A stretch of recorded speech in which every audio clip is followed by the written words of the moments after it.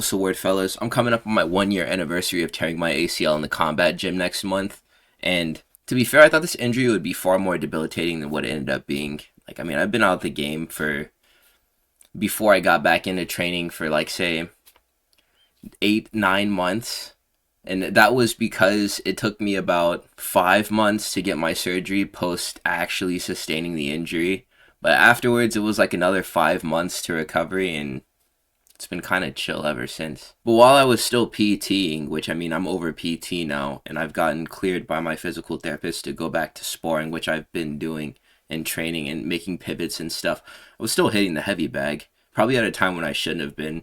And the thing that was giving me hope through this whole period of recovery was the fact that other UFC fighters who are competing at the highest level of MMA have torn 1 or 2 ACLs, either the same ACL in one knee several times, or the ACL in both of their knees, and they've come back from it and still had successful careers. So I made a mental note of how long fighters had taken off so that they could recover and not re-injure themselves and be smart about the recovery time, because I want to make sure that I'm handling this responsibly. But the fact that certain fighters that we're going to talk about today have came back from this career-altering injury just fine and have looked pretty good in their returns, it gave me hope to be able to come back to the combat gym in an improved form, or at least at the same capacity that I was in before I got hurt. So the first fight that we're going to talk about is Conor McGregor. He tore his knee in a wrestling scramble with Max Holloway. This was his second ever UFC fight. Max Holloway, who had been fighting in the UFC, his first fight was against Dustin Poirier, and he had gotten a bunch of other matches since then, which was also his first loss in his career.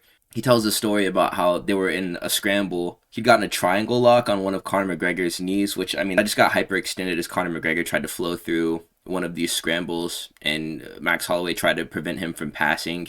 It was his left knee. He ended up tearing his ACL there. This happened in round 2 with 15 seconds left in the round. Conor McGregor was soundly in the process of winning a decision before this had happened.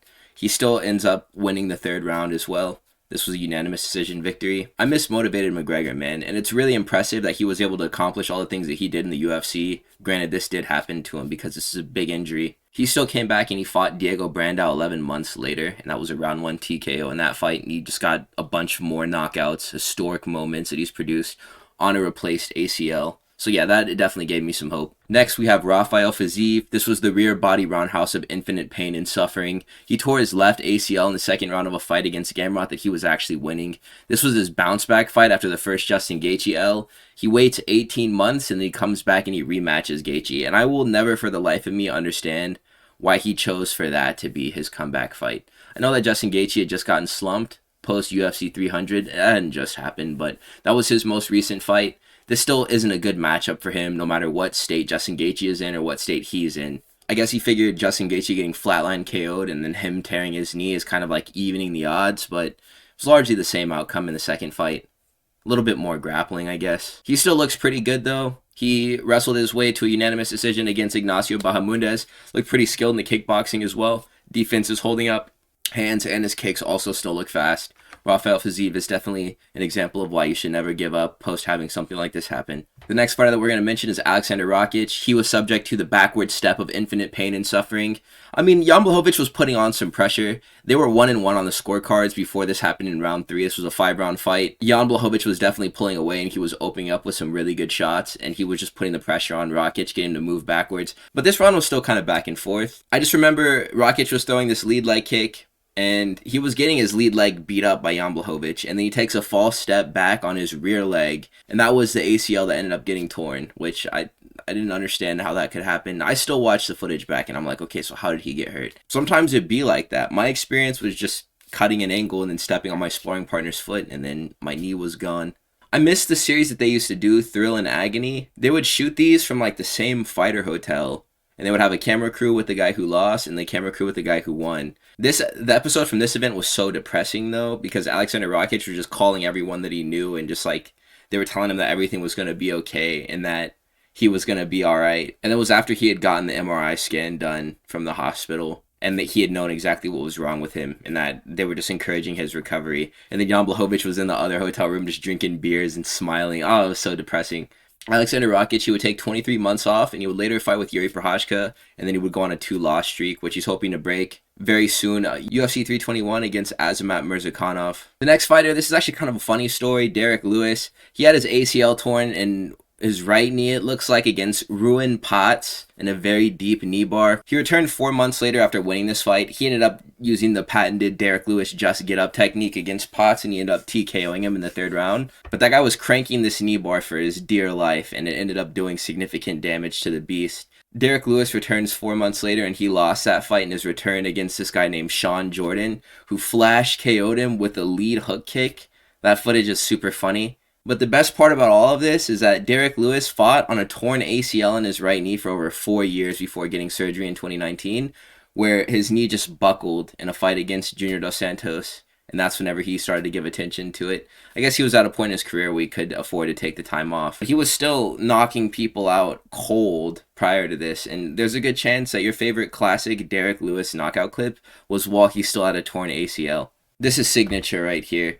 Darren Till, he tore his knee in a wrestling practice session 9 weeks out from his fight with Derek Brunson. He tore his MCL in the same knee during his fight with Robert Whittaker the year prior. I think he addressed the MCL tear with surgery, and he had taken time off and was just recovering so he could take this fight with Brunson. Tore his ACL. He was recommended to pull out of the fight and to get surgery, but he still made the fight. Couldn't wrestle. This dude, his physique looked like he had only been able to use an elliptical for this amount of time. He didn't address these injuries, which he had started racking up in the year 2020. All the way through 2023, he had fought Derek Brunson and also Dricus du Plessis on a compromised knee that was like a Chili's baby back rib. This is where the classic, "Mate's my MCL," where the classic like high-pitched Scouser accent where he's talking about his ACL, that meme comes from. But it's alright, because he's doing better now. He seems to have gotten the surgeries. He has found a niche in boxing, and he's doing good. So we love Darren Till. Very grateful for the fact that the ACL thing isn't still a running gag. Dominick Cruz has suffered so much damage as a result of training in the sport of MMA. He tore his knee for the first time in 2012. He got a gas station graft. There's different types of grafts you can get whenever you tear your knee, and they let you choose. You can get the patellar tendon graft, which is like from the front of your knee. Well, let's go back to the chart. So there's your like patella, and then across the front there's a tendon here, and that's the patellar tendon graft. You can get like a new ACL constructed from your patellar tendon, or you can get it from your quad above the knee. And then there's also another option to get it from your hamstring behind your leg as well. But an old method that they used to use was using cadaver tissue to fabricate a new graft, and the reason why they stopped doing it largely is because people's bodies were having not good reactions to it. So that's exactly what happened. His cadaver graft ended up failing, so he got a second surgery done. He used his patellar tendon in the retreatment. And that's not even the least of it. So he tore his ACL for the first time, and then he comes back, he fights Takeya Mizugaki, beats Mizugaki, tears the ACL in his other knee, has to take more time off, returns in 2014, beats TJ Dillashaw and Uriah Faber in 6 months on 2 healthy knees, loses the belt to Garbrandt, and then he takes 4 more years off afterwards. And then he retired due to a shoulder injury preparing to fight Rob Font. So this dude has just been through it, and that's the way that his last fight went. I don't even need to remind anybody about the Chito Vera fight. Francis Ngannou, the infamous double knee pad title defense against Cyril Gane. I was always wondering why he had those knee pads on in that title fight. In doing research for this video, I had found out it was because he smoked his right MCL and ACL in a sparring session in January 2022. This was in preparation for his fight with Cyril Gane. Ligament tears turned Ngannou into Habib, which was funny because he just spent the whole fight wrestling. And it's really interesting how even with this being something that is like public record, and because around the time that it happened, his camp came out and said that he was hurt. Right after he'd won this fight, they said that he was hurt, and that, I mean, he's basically on one compromised leg, semi-compromised leg post-surgery. John Jones still wouldn't fight this guy. He still wouldn't take the chance against Francis Ngannou, who had torn 2 major ligaments in his knee. Francis Ngannou, he returned to fight Renan Ferreira in PFL 2 years later, and he's now boxing. There's a good chance that he's just not down to get kicked anymore, or that he doesn't want to bother with wrestling practices, or however he hurt himself all that time ago. But yeah, this is a guy who suffered an ACL injury, and he's still fighting. Dustin Poirier is another fighter who we're mentioned that's just been riddled with injuries. In his last title fight against Islam Makhachev, he had gotten his nose broken, he sustained broken ribs, and also a partially torn ACL and what I believe to be his left knee. He returned to get flamed by Max Holloway in his retirement fight, but Dustin Poirier, he just looked pretty old in this one. There was a lot of factors that contributed to why Dustin Poirier didn't look so hot in his retirement fight.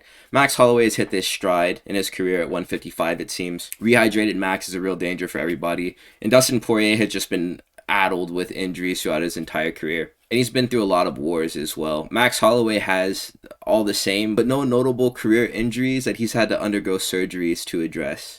Dustin Poirier, he had to get some hip surgeries done after his fight with Khabib. It's a good thing that he's opting to retire because I'm not sure how much more one man's body can take in this business. He's not one of these styles of fighters that can just keep on fighting until they're like past 40. There's certain guys like Wonder Boy who, Wonder Boy even goes into the fire a little bit, but mainly their game is pretty reserved and they're able to keep themselves safe. Dustin Poirier's never really cared much about that. He's a brawler, technical brawler.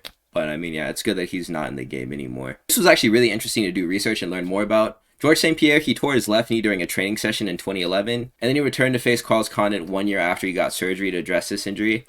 And then he tore his right ACL in 2014 after retiring, and then he beat Michael Bisping in 2017 on 2 replaced ACLs. I hadn't accounted for GSP dealing with any injuries that would have made his handicaps being at all equivalent to Michael Bisping being down 1 eyeball. But yeah, 2 knees that's definitely something that you lose and notice. So yeah, that just adds to this achievement, the fact that he was able to come back after the layoff and the injuries as well outside of his career, which he had called it by the time that he had torn his second ACL, and then still fought to recover and to make his return up a weight class where he beat the champion at that time. However you guys feel about Michael Bisping as middleweight champion, this was still a great achievement for George St Pierre, and I have an entirely new respect for it after finding out what he went through in order to get to the octagon. Next is Modestas Bukauskas. This is the lead leg sidekick of Infinite Pain and Suffering. This is like 40% of Khalil Rountree's legacy as well. The other 60% of his legacy is walking over Anthony Smith with his fist cocked over his head like this and then not hitting him. This was his 3rd consecutive UFC loss at the time.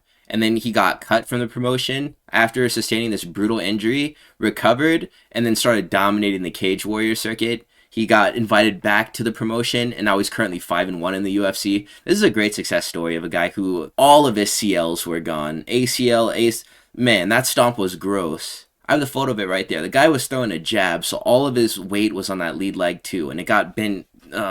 Yeah, our knees are not supposed to do that. Our next entry is going to be Kevin Lee. Kevin Lee has torn the ACLs in both of his knees. Not each, but altogether like 4 times. He tore his left ACL in 2020, got surgery. While he was recovering, he tore the other ACL, which is so unlucky. He took some time off, lost to D-Rod, got cut from the UFC. He re-tears his ACL that I think that he had first gotten surgery on in Eagle FC versus Diego Sanchez. I think it's at one of the ACLs. I think it's his left one. It got torn 3 different times. He tore it against Diego Sanchez in Eagle FC. And then most recently, he tore his ACL in his last UFC fight against Rinat Fakhretdinov. He was doing like a prayer emote before he walked into the cage, gets up, and then he does a hop. And whenever he lands from the jump, he re-tears his ACL and then has to fight Rinat Fakhretdinov and gets finished in the first round. Since then, he fights Gadzi, and Gadzi put him on a shirt. I think that he said that he has other avenues of making money that don't have to do with MMA. He should just become a hobbyist in the sport. Stop trying to compete. I know that's probably in his blood, but mate, Kevin Lee does not fit into this anymore. Next is Petr Yan. He tore his knee versus Song Yadong. He sustained lots of damage in this fight too, which was still a masterclass. Because I rewatched it before Marcus McGee in Abu Dhabi. Not only did Yan tear his ACL, he tore his MCL on the same knee. And also suffered a groin injury too. He just thugged it out and didn't show any signs of it actually bothering him while he was just masterclassing Song Yadong. And since then he's recovered and he's pieced up Figgy and Marcus McGee. Both of these fights he's had since sustaining these injuries, and it's been pretty much like nothing has ever happened. Petr Yan is just a special fighter. He would need to lose one of his legs in order to not be the same guy, it seems like. The last case study that we're going to talk about is Cory Sandhagen. He didn't win both of these fights, but he took both of their knees with him. Davison Figueiredo and TJ Dillashaw, in their fights, they 50-50'd with Cory Sandhagen on the ground. And it's funny because, like, Cory Sandhagen has used this move in both of these fights and has taken the knees of the people that he used it against.